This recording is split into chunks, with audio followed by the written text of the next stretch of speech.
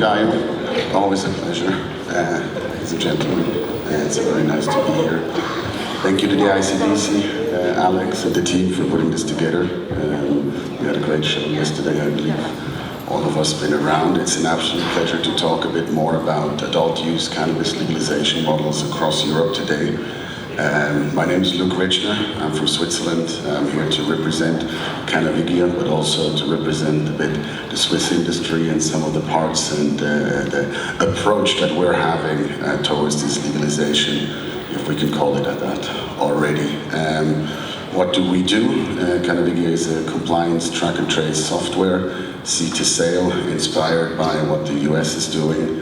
I believe you had Metric earlier today, being one of the first in the industry. We then looked at what Canada is doing with the GS1 integration, with a more standardized global approach in the supply chain. We looked at different standards out there, being the EU GMP, more consumer protection, consumer safety aspects, and out of all of that, we created a new aspect, a new basis of a software that kind of taps into all those different standards, and we're very proud to say that we were able to secure a 10-year contract with the Swiss Health Ministry for the whole track and trace of those pilot projects, the legalization models that I'll share a little bit more about later. But I think that's enough about me to start. Let's have everybody introduce themselves. Thanks, Luke. My name is Jörg Meyer-Brenken. I'm with Fluence Bioengineering. I'm heading the cannabis sales department in the Fluence in the EMEA region, so Europe, Middle East and Africa, and we supply lighting solutions to the industry for greenhouses as well as indoor farms. And I'm based in Germany, but as I said, working in Europe, Middle East and Africa. I think I have a good overview of what's going in the markets, how are they developed, what's the legislation in the respective countries. So I'm happy to talk obviously about Germany, which is my home country, but also to shine a little bit or to shine light on the other countries. So Sonny. Yes, thanks Luc for being here. I'm Sonny Moerenhout, managing partner of Cultivators. We're out of the Netherlands. I always say I'm literally born in the greenhouse, so all my life already in the growing industry. What do? We help growers, investors in making decisions how to set up a growing facility and also support them with the day-to-day business in growing cultivation. Aldo? Okay, thank you very much for having me. My name is Aldo Vidinha. I'm the CEO of Stepwise Farm and Engineering.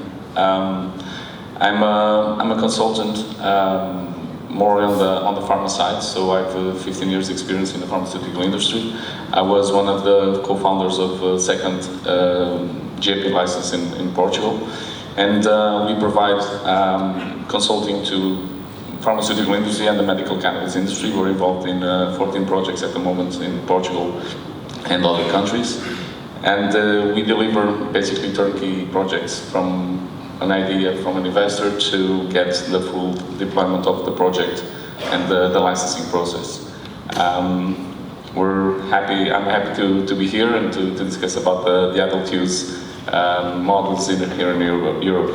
Back to you, Luke. Well, thank you guys. Basically what we want to discuss a little bit today, I mean, you've heard all about what is happening in the different countries. We're not going to go too deep into those different models. It's all over a similar thing. But we'll do a little introduction of just overarching what is happening in the respective countries, and then bring that a bit closer together and give some aspects where we think maybe there could be a little bit more thought process put into some of those, some of that momentum, let's call it like that. Maybe I'll kick it off with Switzerland. What we're doing right now, we're basically in a consultation consultation situation. We call it a pilot project. It's basically a nationwide study on how legalization can be formulated.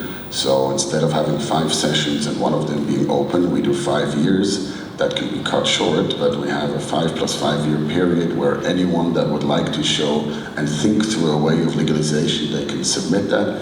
You have to submit that to the health ministry. Then you've got to have all different participants of the supply chain, every stakeholder involved. And through that, after that, through the basis of hard data, we then formulate a basis for a legal structure. So I think what I think we'll talk more about later a little bit, but why don't I give it back into the round and you share a bit more about how it's approached in your area. So we heard a lot about Germany yesterday already. I think we're unluckily a few steps behind Switzerland and Germany. We're trying to find our way still. How can we make recreational cannabis accessible to the people in Germany? It's not defined yet. Will it be through pharmacies? Will it be through dispensaries? Will we even allow to grow plants at home? Which, to my personal opinion, would be great as a grower that has access to a lot of knowledge. People like Sonny who could help me grow plants, but I think in general it's a difficult thing to grow cannabis the right way. So I'm not sure if I would allow for everybody to grow at home. But this process just was kicked off. We're hoping to get it into Parliament next year, beginning of next year, and maybe have a decision end of the year. So we're still finding our way in Germany, and I think it's going to be an exciting path, and we have some kind of obligation to make sure it goes, or to bring our input as insiders from the industry to all the politics, everybody who has a say on that, so we can make sure it's going the right way. And looking left and right, I think is a good idea, because maybe Sonny, you want to take it up next for the Netherlands. There is another model that's also interesting. Let's see how that will go. Yeah, indeed, it's of course tolerated for many years in the Netherlands. Like the backdoor policy, we sometimes call it. We have that distribution model already set up for years with the coffee shops, and now finally, a couple of years ago, the government decided, okay, let's also, on the growing side, supply to the coffee shops, let's organize that. So they had, they call it an experiment, and a lot of people have actually no idea why it's called an experiment, but that is because of the Single Convention of 1961. There are two exceptions: medicinal and scientific purposes regarding cannabis. And the Netherlands don't want to be like Uruguay and Canada, where they, of course, fully legalize it. No, we want to be a brave kid within Europe, and okay, we call it an experiment. So now 10 growers have actually got a permit. They can start production soon when actually they know a bit more about the timeline when they're going to supply the coffee shops. It's actually not all coffee shops, so 10 municipalities in the Netherlands are part of the coffee shops experiment. So it's not the big cities like Amsterdam, The Hague, Rotterdam and Utrecht. No, it's smaller, like the bigger cities in the south and the east. So the 10 growers can supply the 10 cities and all the coffee shops in there, and there will be a certain moment the government will say to the coffee shops, you're only allowed from now on to buy from those 10 growers. And that's a bit how the experiment is organized. The drawing, as it was, actually was already in December 2020, and still we have no grower really active and being able to sell. And last week I was hearing that the growers themselves, they're expecting it will be actually Q4 2023 probably. And I'm really looking forward when we finally get there. Great for greenhouse cultivation, right? Another Q4 to start. Aldo, share a little bit about that. Yeah. So I forgot to mention I'm Portuguese. So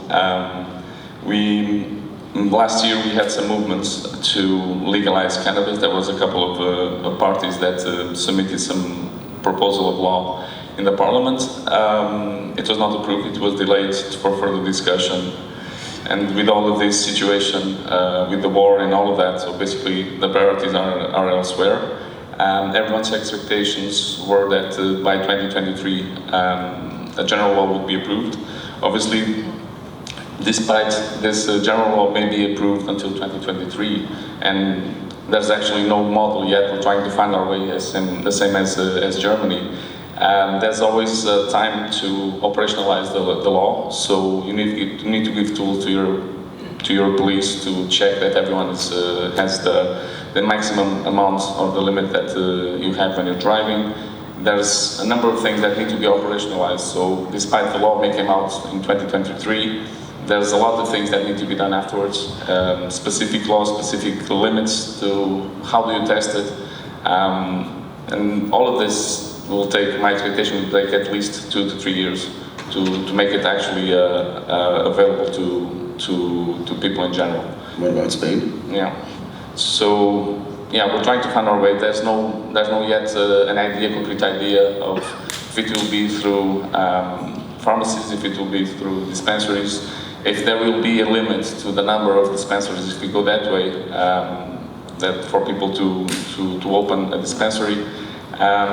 There's still things to be done, I think, across Europe. It's not just Portugal. Spain has already a different model. They have the social clubs that were opened for protecting people that consume drugs. So that's one step, at least to protect those people that already have this consumption in place. Now they're making movements for the medical cannabis. The next step will be the recreational. Let's hope it gets there soon. Thank you, guys. So we heard a little bit more about the different approaches, some of the different models, and I think our main part here in the panel is also to challenge that a little bit. We are in Europe here, so we all have seen what happened in other countries. I don't want to say they're all failed models, but let's say that if you still have 80% black market consumption after 5 to 10 years, depending where, legalization, then it's not really what we're striving for in Europe. We also have a different kind of approach. I believe we are legal structure first and then business. Other countries are business first and then legal structure. So it's a great time for us to assess what happened around the world and bring that into different formulations of how this can work. Actually, not different formulations. I think it has to be very much a harmonized approach, and this is one of the things that I'm very much missing right now. In Switzerland, it took us 4 years. We've been consulting with the government the last 2.5 years. We were able to finally, and again, yeah, it's also a study. It's not the full legalization because it doesn't help anyone if you step outside of the law. So you better create a study environment that allows you to then move further once everybody else has figured out their things. But what I'm afraid right now is that we're going in the same direction like some of the other countries, yeah? That we just go, okay, business first, some of the big companies here in Germany, you lobby in the back, this, and then in the end, you have a legal framework that works in a short term. And if it does not work in the long term, we had in Switzerland 20 years ago, we almost legalized, and that was then put on hold for another 20 years because we went too fast into it. Now, I don't want to say slow things down. I just want to say, have a bit more of a wider approach, a bit more look at the different models. What we see also right now, right, Malta is a non-for-profit organization that they're creating that does the whole system of Malta under one roof and then disperses the money, which is also one of the workarounds. And with all those different approaches right now that's what we discussed earlier also, that if we do this now, how do we then later come to an actual industry? At the end of the day, it's time, the whole way the European Union works, it's a collaborative approach. We should have, we have harmonized laws, we have country overarching systems, and I see now different standards, right? Switzerland, the cultivation is under GACP and organic, which means soil bound and so forth. That was done for several reasons. You always want to have the farm lobby with you, you want to have the big lobbies with you, so you have to find a stakeholder, harmonized approach throughout. And this is also one of the things that we discussed. What are the standards that you think we should have for like cultivation, that side of the supply chain of the earlier one, that you think would work across those different jurisdictions? Do you want to take this one, Aldo? I think it's... Yeah. So at the moment there's two licensing or two approaches to guidelines to cultivation or to actually the product. One is product produced under GCP and product produced under GMP. The GMP is applicable to pharmaceutical standards, so it's the approach that was defined for the medical cannabis in Europe. Cultivation is always done under GACP.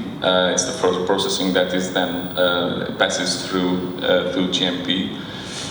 For the adult use, I would think that probably GCP would be more than enough to assure that we have a product that is safe for the consumer. For the pharmaceutical, for the medical cannabis, obviously we need additional assurances to make sure that the product is actually has a therapeutic effect and is effective to the disease that is tackling. On the adult use, ideally we're not looking for treating a disease, we're looking for just having a recreational effect. So I think probably we're talking about somewhere between GCP and GMP, closer to GCP, just to ensure that it is safe for a consumer to take, because GCP is used for food products, so it should ensure that at least it is a product that is safe and that you shouldn't be harmed by it. Obviously there's a complement in that, which is maximum amount of THC on the product, maximum amount that you need to have if you're driving. So all of this needs to be taken into consideration in addition to the quality of the product that is ensured by the GACP regulations. Maybe to add on that, if you look to growing vegetables or fruits, it's all about global gap. I think towards the GCP, it's just a step further, all because of consistency and, like Aldo said, safety for actually the end users of the product.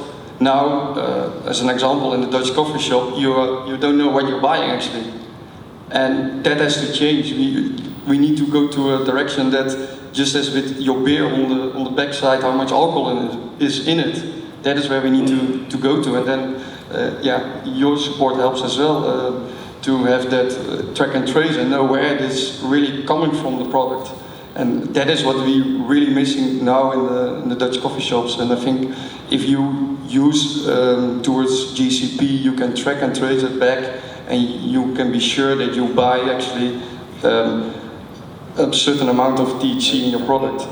Consumer safety, right, and also consumer protection. And at the moment, and anywhere that you buy, be it in whichever form, cannabis, you have no idea what's in there. And anyone that has worked in the testing space, anyone that has worked with more standardization and looking at the different chemicals or the different, mold is a big one, right? I mean, half of the weed has mold in it.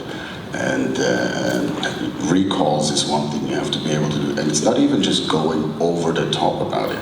It just, I think global gap is absolutely fine, but it can't be that there is less traceability for weed or for whatever than there is for tomatoes in your supermarket or for any kind of natural product. Absolutely. Today your T-shirt is traceable, right, to the source where it's been processed and produced. So why should this industry be any different from that? And I think with all that also comes accessibility.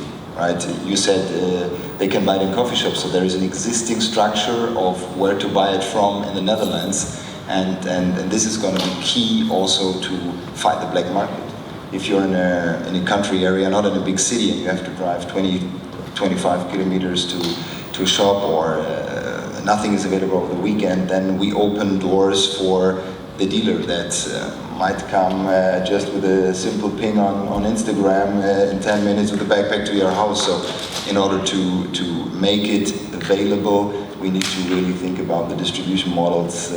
We heard yesterday whether it's be even an online thing that you register. I mean, you can do all your bank transfers and businesses online after having registered and make sure that's you doing the business. So why shouldn't that be possible with an online cannabis courier or whatever the structure is like? So I think that's very important that we think about that and make the product really available for everybody. Convenience, I think, is a big word there, right? Convenience, accessibility, then that can come in different models, right? And then I'll take a quick sidestep into what we're doing in Switzerland right now, where yes, it goes through the health ministry, it has to sign it off, and then it goes to the municipalities, and then you have, the police has to be involved in some ways, then you have identifiers for the people that are actually consumers, but they're not identifiers, they're pseudonyms, so you cannot actually link them to their names. And then you have different distribution models, right? We have in one city, for example, they're looking at doing it the same way that there was a government. In Switzerland, if you're a heroin addict, you get methadone from a government facility. That is one approach. Then there's the approach of coffee shops, of course. Coffee shops in Switzerland, there will also be backed through. At the moment, the whole ordering and quality control is still backed by a pharmacy, not meaning it has to be sold in a pharmacy, but just to have some kind of like quality standard on that part. And then we have the social clubs that also the purchasing and the guiding is done with a qualified person and somebody that is also, somebody always has to be in charge in the beginning, right? It can't just be a full, or that's my humble opinion, it can't be a full free flow yet. And then working towards that. So, and then of course there's also the direct distribution online that they're looking at. As you can order your medicines online. So with all those different approaches, there's not one that works for everywhere. And there's not just, okay, you have to go and buy it there, because then you go to your standard dealer that everybody's going to, or whoever, And there, I think this is one of the things that I mentioned earlier with that consultation phase. There's not one model that works across one country. There's even different models in different countries. So now going out and saying this is the way it's going to be will not help anyone, right? It will not open it up. It will actually more isolate that one side, and that's another part we're coming to in a minute. You can't isolate one side. You have to find an approach that works for everyone and bring the whole industry together and have everybody that's in this room or out there, they have to state and they have to have a voice in this, because otherwise everybody complains, as usual in this industry, and nobody does anything, and that doesn't bring us further. We're also good complainers in Germany. Well, we love it. No, but maybe I would like to give an example. I work a lot in Israel, and Israel actually to me is a fascinating market. We know they do a lot of research and have never neglected the whole cannabis industry. We're always active, and I would say they have a semi-medical recreational market. So they have actually more medical patients as we have in Germany right now, but being a country 10 times smaller shows how many, what the market size is, or the percentage of people having access to, let's say, medical and safe cannabis. And what I wanted to say is the accessibility in Israel is amazing. You can subscribe to the pharmacy when you have your prescription, obviously from the doctor, and they send you daily menus over WhatsApp. You see all the strains they have. It's amazing. It's available. It's there. You can drive there right now, or they will send it to you if you're a registered person, and you look at 50 different strains, THC, 10, 15 different strains, and CBD, balanced, oils, tinctures, whatever, and they send it to you every day. So you see the menu, you can just order it, and it's super accessible. There is transparency, it's grouped in different THC level groups. So this is something that, I know it's medical, but I think it's, because they don't have developed a recreational program yet, this is some kind of a role model right now to me, how accessibility should look like. You mentioned it earlier, we don't want to have kind of an American model where every state does its own thing and there is no overarching, let's say, common sense and common rules. You travel from Portugal to the Netherlands to Germany. Will that even be allowed in the future? If one of the countries has legal access to recreation, right now it's not. You cannot buy in the Netherlands and drive to Germany. You're committing a crime, actually. So alignment between the countries would be a very, very appreciated thing, I guess, for all of us here in the room. I think what you were mentioning, the different forms of products in Israel, also in Holland, a big thing is actually the accessibility of hash, for example, because a lot of people don't know that a big portion of what the coffee shops are selling is actually this product, and the product is actually coming out of Morocco often. So the accessibility to the same products as people are used to get needs to be there, and that is also a challenge for all the 10 growers where to get this experience. And people are really straightforward. We also want to buy in future that stuff from Morocco, and that is different than what we know what's happening in North America with hash production. That is not the same. No, It's not the same. It's a different profile. And actually, this brings me to another thing that we didn't discuss, but I'll drop it in anyways. There's a reason why it's only second-tier cities in Holland at the moment, right? The reason why you only have the second-tier cities in Holland is because they're afraid of the gap that is left in the market of supply in the first-tier cities. Now, I think you all can figure out yourself what I'm talking about there, and I think this is one of the big issues that also have to be addressed and tackled before we just do now, okay, let's make a model that works. We have big companies that make big facilities, they all supply everyone, yada, yada, yada. And then after that, you have a vacuum. And usually a vacuum with people that need to do something, and if they don't have anything to do, they'll do something else. So this is something that has to be addressed. That can be addressed in different ways. I'm not gonna, I mean, there's different, you know, be it like you give them a certain time, you give them a chance to come forward, you give them a chance to, you know,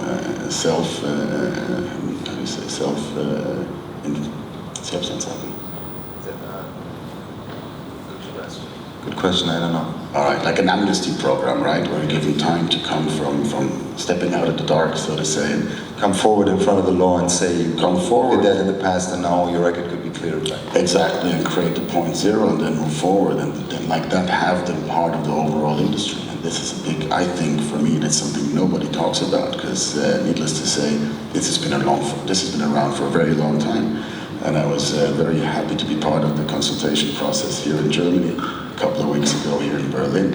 And a gentleman from Holland that organizes all the coffee shops, one of the coffee shop association, he was like, how can we bring the Moroccan hash back? Because the people will want that hash, and if it's not there, they will just go around it. So there's a lot of more homework to be done is what I want to say with that. Not that I'm saying I have a blueprint or any one of us. I don't want to be the one that has to make the blueprint, but I'm definitely here to speak up and put up my voice, and I think everybody should also do that in their capacity and not just be one on the outside and just say, no, this is not good, this is not good. Let's completely open, let's completely run around, and you know, I just want to say there's a bit more homework to be done in my opinion, and yeah.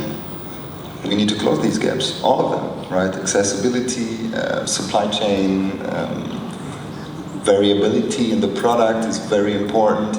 And Aldo, you said earlier that ideally people in the recreational market don't buy for disease treatment, but let's face it, there are so many people that do it right now and they don't even buy from the rec, they buy from the illegal market, and they may have found their hash that works for them. So if you change all that, we know how important the very composition of a strain is to, if you have found it for yourself, for your endocannabinoid system to be received, then if you change all that, you lose these patients, these consumers. Yeah, control over the supply chain, I think it's the key to all of this, and it doesn't depend on a country to legalize the adult use.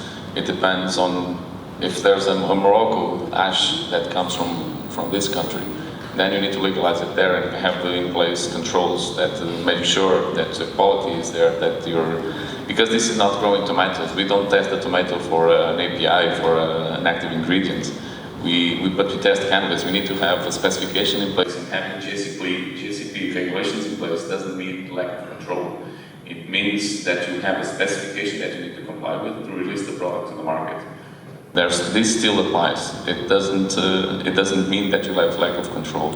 So if you have this standardized across the world, ideally, if you have these standards complied with each country, and it is regulated and controlled in that country, then we will have better control over this. And well, at the moment it's the UN that controls the whole, basically the supply chain in the world, and make sure that we don't have loss of control or theft of controlled substance.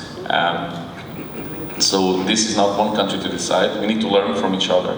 I think Europe has a lot to learn from the mistakes made in Canada, from what's being implemented in the US. I think there's good things, there's things that we need to learn from and improve.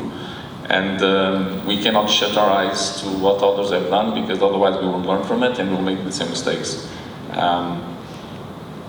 So yeah, it's important that we learn from some models. I think having the adult use, for instance, having having some kind of description. I've been in a dispensary. I've just came from the US. I've been in a dispensary there, and there was a dispensary that had basically the product was ordered on a tablet inside inside the dispensary, and there was description of the product. There was evaluation on what it did for you from a focus point of view, from a sleep point of view, if it is energetic, if it is something like that. So if you can have this, at least this information for the public, I think information is key for this, because you don't know what you're buying, because it's not just the THC or CBD, it's the whole components of the plant. It's the flavonoids, it's the terpenes, and everything will come along and give you a different sensation and different experience when you're smoking it or vaping it or whatever we're doing with it. So I think it's important to give also this information to the consumers, so that they know what to expect and they can choose what's actually they're purchasing. That's something that we're discussing internally all the time. I mean, we are all from the industry. We have a good idea what product could do to us, but if we want to win people that are not consumers that and we want to create accessibility and transparency for them.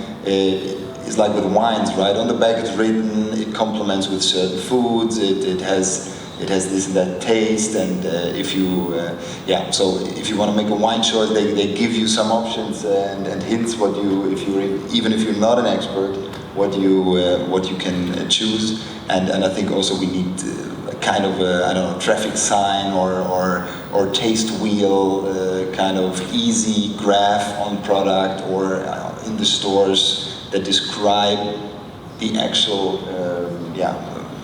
power of the product, let's put it that way, right? So this is extremely important to open the market for other user groups, I guess. And create a standardization throughout, right? I mean, I think this should be the same in every country, obviously. Exactly. Like sugar content in food. Exactly. Like now we have sugar content coming up. Yeah, it's a big thing. People forgot. Yeah, you had a lot of sugar, little sugar. Now there's a lot of issues coming out of that. We have it with alcohol. You have beer that has a certain percentage, that has a certain tax on it. You have wine that has a higher percentage, a higher tax. That's how you naturally also can kind of guide the consumer towards a more softer consumption. And outside of all of that, in you guys' opinion, now we've talked about what Europe has been doing, we talked a little bit about the outside approaches, and we don't want to say that the US and Canada did everything wrong, not at all. They were front runners, we were front runners. A lot of pioneering, A lot of pioneering, a lot of A/B testing, a lot of, cowboy mentality, a lot of business first approach, which has its very rightful place within any industry. I think when anyone that comes from more economical background sometimes envies that business first approach. At the same time, we also like slow and steady, and I believe still slow and steady wins the race. Are there, in your opinions, any key learnings that we should take from outside? Because actually this panel has been put together a little bit also with everybody that is sitting here has extensive experience outside of Europe, but are working from Europe to the outside and from the different aspects of it. What have you seen outside that you think we should take and that could work on our grounds? Actually, I want to dive back to the cultivation side of things, because that's where it all starts. And if you look to with the coffee shop in Holland, we have a way how to get product to the consumers, but at this moment you have like a vertical integrated company. They all need to be, so they need to have their own models, propagation. But why are we so big in the growing industry in the Netherlands? Because we have specialists for propagation who do all the cloning. We have growers, and then we have more towards post-harvest. Now they need to do all, so you need to actually build a company with 4 different companies within the company.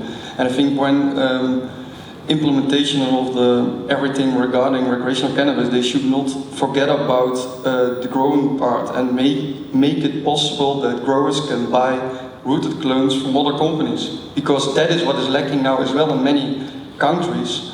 They need to do all, but yeah, it is something special, and you cannot do everything really well.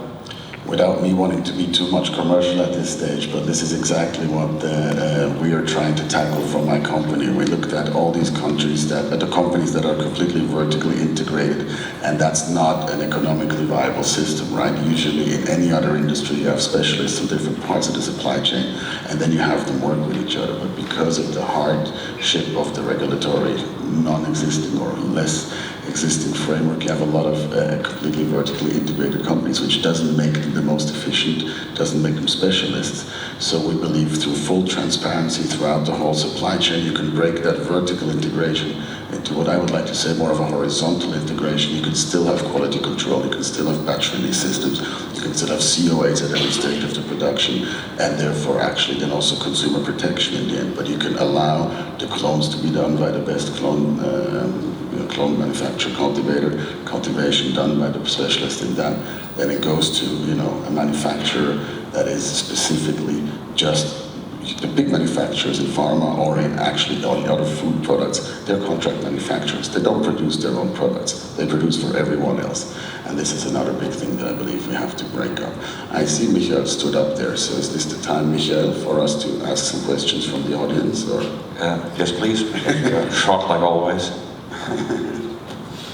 Let's hear it again for Luke Richner and Jörg, Sonny, and Aldo. If you have any questions, raise your hand.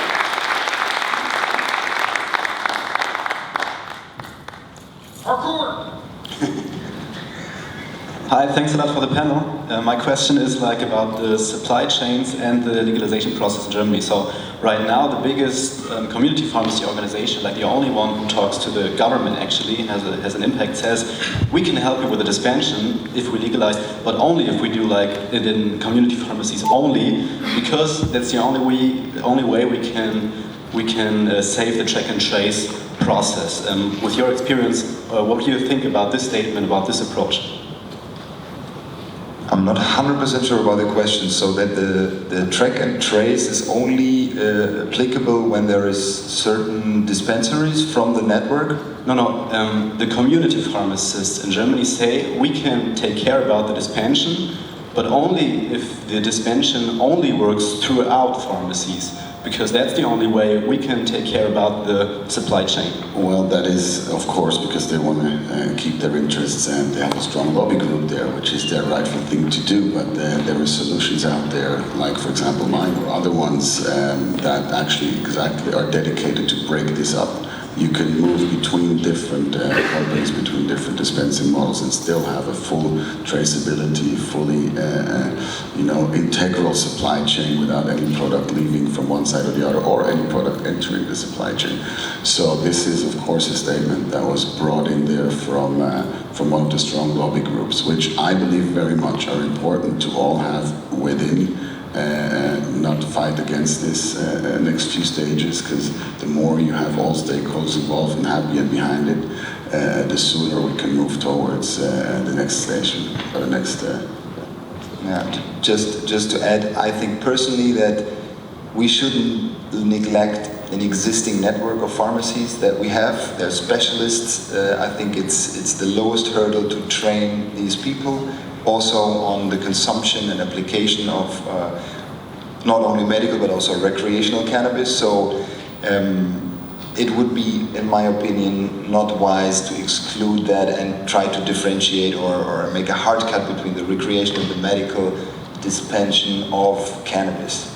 Because that network exists, it's all over, and it's even in small rural areas. Usually you have a pharmacy, so again, accessibility and professional advice, which is part of the proposal for law in Germany, that you need a trained person, which I think is a very, very good thing, and we should obviously do that. So and I hope that answers your question a little bit. It's part of the convenience, right? Again, what we Absolutely. started with. At the end of the day, it has to be a model that's convenient, and the most widespread distribution model straight away available overnight is through pharmacies. Now, if the pharmacist trains someone that is not a pharmacist to then be the person in the dispensary, that's a different story. There's many ways to work with and with that. And I must say, I'm interested to see a pharmacist help someone that's new to cannabis to show him how to apply the cannabis. So if he's buying a flower, will the pharmacist help him, or her rolling a joint, packing the pipe? I don't know, but it's gonna be interesting. Good morning, Matt Dickinson from Clarion Cannabis. We're doing indoor small batch craft cultivation in Portugal. Question for you guys, and thanks to the panel. As we move into legalization or adult use, what do you think we'll see dropped in terms of the GMP to GACP restrictions, and do you think we'll see any changes to that at all? Can you repeat the question? So, as we move from legalization, or sorry, from medical over to adult use, do you think that we're going to see some of the restrictions that we currently have with GMP dropped and move more into a GACP model? Or do you think those restrictions, specifically to do with microbial counts, consistency, product registration, labeling, things like that, do you think we'll see those dropped or relaxed? From an adult use point of view and a consumer point of view, part of those restrictions probably will fall. The specification side, it's a question of safety, so I don't think it will vary it too much, the specification that you get from the GCP part. On the labeling, on the type of packaging that you can use, eventually there will be some variation, but bear in mind that cannabis is being used for equivalent to food grade materials, so specifications on materials should be probably the same, won't vary it much. The only thing I see is the labeling that can have different information, because you're not treating an ailment, you're talking about the recreational use, so I think it will become much more accessible, and all the conversations that I was part of was to lower those barriers without losing the quality control and the traceability and all of those aspects. So I think the life for a craft cultivator is going to become easier than ever, because it shouldn't be easy. I don't think it should be easy, but it will become more accessible. Thank you so very much. We're actually out of time. Let's hear it once again for all those.